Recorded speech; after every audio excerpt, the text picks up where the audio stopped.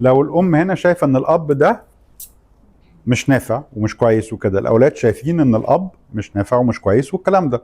الاب ده بيمثل ايه؟ الطاقه الذكوريه، والام بتمثل الطاقه الانثويه.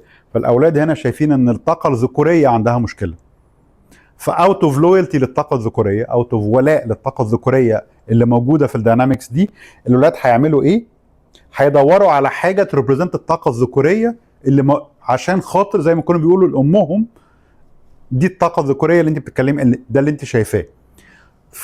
وزي وكنوع من انواع الولاء برضو، البنت هتقول لامها مش انت شايفه ان بابا مش نافع، انا هبقى زي بابا مش نافعه.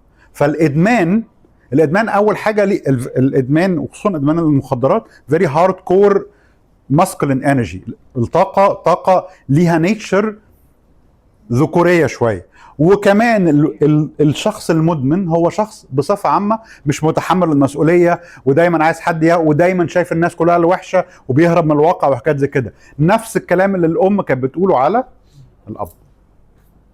فهي دي الفكره، لازم يكون في احترام من الطاقه الانثويه للطاقه الذكوريه اللي في السيستم. وطبعا والعكس بيعمل مشاكل، بس انا بتكلم على الادمان ان هو من الاكسبيرينس اللي انا بشوفها ان دايما لازم، وده شغل صعب لان ممكن يكون في منهم مشاكل، بس فكره الريسبكت للطاقه الذكوريه حتى لو كانت مش قايمه بدور بتاعها كفايه، او حتى لو كان عندهم مشاكل، بس الفكره ان انا ما بقاش شايفه ان الراجل ده زي ما اكون انا اندايركتلي بقول للبنت خدي مني انا ما تاخديش من ابوكي اي حاجه. لازم ده هيخلي الطفل unconsciously هيبقى زي ابوه في الحته بتاعت ان هو مش نافع وما عندوش تحمل مسؤوليه والكلام ده كله اللي الام شايفاه.